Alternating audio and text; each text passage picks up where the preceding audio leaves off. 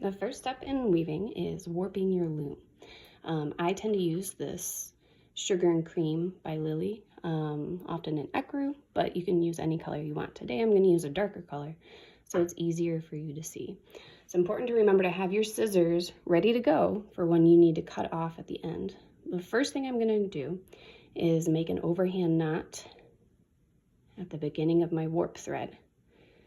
Put my hole right through, pull it nice and tight, and then I'm going to loop it onto my first peg.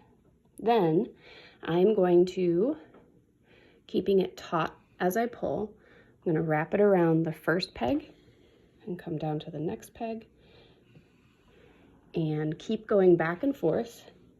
I usually like to measure first if I have a specific size that I need to make and know how many pegs I need to do. The whole time I'm keeping it kind of taut. Not super tight, but taut enough that if I strum it, I get a little bit of vibration, but it doesn't keep vibrating for too long.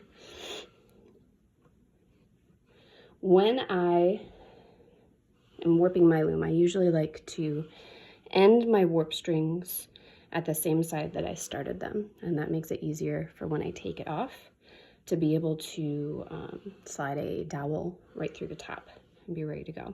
So I'm going to make a smaller weaving today, so I'm going to end right here. The whole time, I can give it a few strums just to make sure it's good.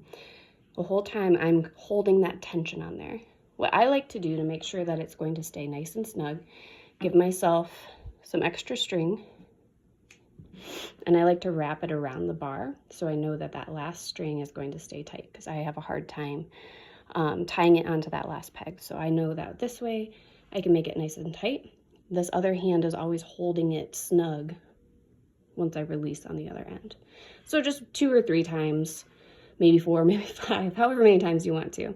And then I'm going to tie it onto this last warp string and get it to slide down as far as I can get it to slide down. So I'm going to loop it over, and that's going to go up through the center of that hole.